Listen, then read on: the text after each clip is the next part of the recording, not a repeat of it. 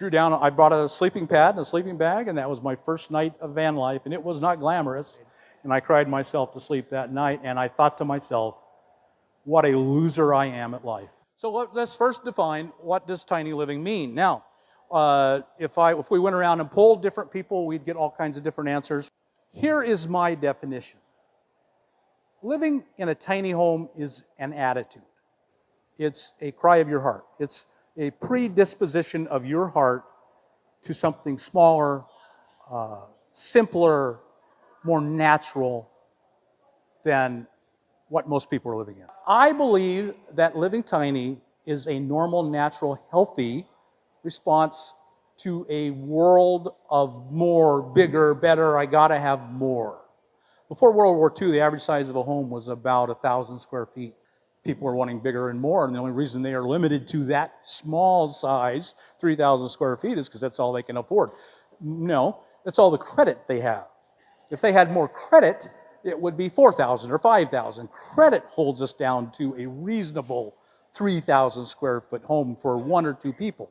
There is a natural, normal way that humans should live. I think there's an objective standard. Now, I've introduced this by saying we're all different and there is no objective standard. And so if I say something too firmly, you can say that doesn't apply to me. I'm welcoming to that. But I believe there is an objective standard of how humans should live, and that is tiny. In 1995, I was married, had 2 kids, living the American dream, which for me was a nightmare. And I went through a divorce. At the end of the divorce, my wife had stayed home with our kids to homeschool. She had not worked. So it's hard. I worked all my life in a grocery store, at a union store. I was a union clerk. We were at the very bottom of the medium, the middle class. So when the divorce happened, I couldn't afford to live. I could not afford to pay for that household and create a new household for me to move in. I'd been a backpacker and a hiker all my life. I could live out of a backpack, and I drove home. I went to work every day and drove home, and every day I drove past a van, an old beat-up box van. And I've lived out of a backpack for months. I can live out of a van. So one day I stopped, and I bought the van, and that day I bought it, it was $1,500. I moved in and slept in it that night. And I was miserable beyond words. Some of you have gone through divorce. I won't do a show of hands. And so you understand how devastating divorce can be, should be, to your heart and your mind and your life. And my first night sleeping in this van, I just parked on the corner. I just bought the van, I brought a sleeping pad and a sleeping bag, and that was my first night of van life, and it was not glamorous. And I cried myself to sleep that night, and I thought to myself, what a loser I am at life. I am everything that society says I should not be. I'm homeless. I'm living in my vehicle on the street corner, and I have no future of being anywhere but homeless, living in this van on the street corner. Now, I kept working in the same job. Every morning I went to work, and it was a good job. I got paid well for the time, but because there was only one income, I lived in Anchorage, Alaska. So when it got down to 30 below, I really knew I was a hopeless loser. Bob Wells, loser. And that's exactly how I felt. And then a very weird thing happened. After a few months, I tore out all the shelving, I built a bed, I brought in my recliner. Bringing in the recliner in a box van is really, really a joy. Then my heart started to feel a whole lot better when the recliner was in there. And so the kids came and spent the weekends with me. I built bunk beds. I bought a big 32-inch big tube. Back in 1995, there were no flat screens. So it was this huge 32-inch TV because they had to play PlayStation. But a very weird thing happened. For the first time in my life, I started to feel like I belonged. I had meaning and I had purpose. And I felt joy. And within a year, because I knew how to backpack, I could certainly make this 8x12 box van very comfortable and homey, and I did. And within the year, I loved it. And for the very first time in my life, I felt good inside. My heart was happy. And so I set out on a journey from that day in 1995 to this of understanding Thoreau's famous quote, "Most people live lives of quiet desperation." And I believe that's absolutely true of nearly everyone in this country today. The vast majority of people are living lives of their enduring their lives with quiet desperation. And here I'd found something that really made me happy, and I told my friends about it. None of them ever did it, but I told them about it. 10 years later, in 2005, I started my website, CheapRVliving. I loved it so much, and I felt so bad for all these people who were just living their lives of quiet desperation, hating their lives just like I did, and they didn't know there was anything better. They didn't know how to do it. They didn't know how to solve all the problems. How do I cook? How do I go to the bathroom? How do I stay clean? So I started CheapRVliving.com, and then in 2005, I devoted myself to telling people and showing them how they could do it. And in 2008, the economy collapsed, 2009, and so I got inundated. My website exploded. I saw the enormous need. I got thousands of emails from people. I've lost my job. I'm going to live in my car. I'm hopeless. I'm desperate. What can I do? That's when my life, as it is now, was born, because I wanted to communicate to as many people as I can. They had a choice. They had an alternative. Let me give you a simple summary sentence of what I believe is the normal objective standard of human living, and it's tiny, and why we are all here, because that resides in our heart. Here it is in a nutshell.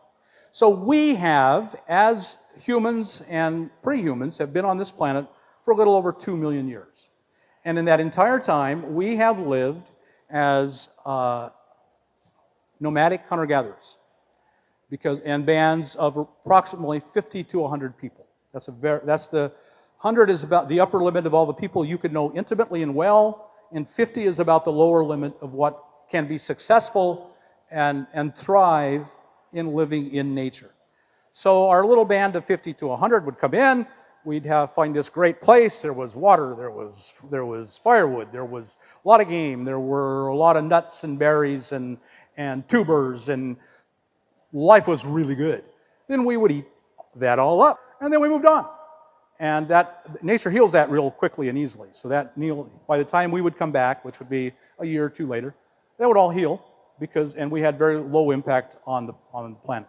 Season would change, the game would change, the plants that grew would change. We would move on. We'd move on every month. We'd move on every 6 months. That moving required us to own very, very, very few things. You just can't own much because you've got to carry it in your hands. Remember, this is all pre-horse, before we domesticated horses. Things were the enemy. The more things you had, the harder it was to move. You got to carry it in your hands when you move. When you got to the new place, you could make everything you needed in half a day. So why carry it? I'll get there. There'll be plenty of materials. I'll make it new. And so humans move. They move with the seasons. They move with the game. They move with the plants. Plants and animals. And that's what we've always done. And we've always lived profoundly, deeply connected to nature. And we've lived in a spiritual relationship with nature. So that is what all humans lived like until 10,000 years ago. So in the last 10,000 years, with the agricultural revolution, we abandoned nomadic living, and all of these things I've just described, threw them all out, said that's all garbage, we're going to live completely differently now, threw it all out, and today we're reaping the reward of that in people who are profoundly miserable. We're moving beyond quiet desperation and into let's kill each other, and let's hate each other. Let's find a reason to hate each other. So we should be living in bands of 50 to 100 in profound connection to each other. The way we raise our kids, the way we live our lives, it's all wrong. It's all completely different, the environment of evolutionary adaptedness, and therefore we have lead these lives of quiet desperation, and in our heart is a tug for tiny living.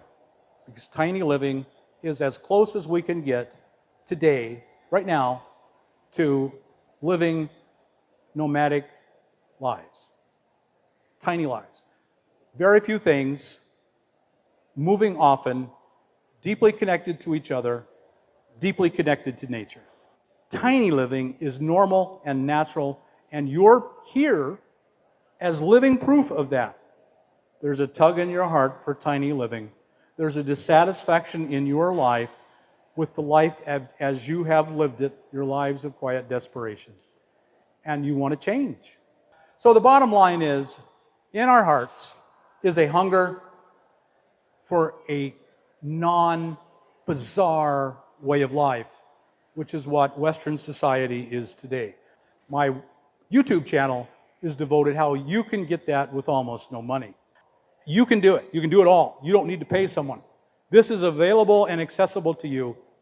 I have talked to, in the last 20 years, I have talked to thousands of people who have heard what I said and did what I recommended, and with almost no exceptions, they've said, I'm happier than I've ever been. So I hope you got something out of the video today. If you did, like us on YouTube, subscribe to the channel, hit that thumbs up button, and we'll talk to you later. Bye now.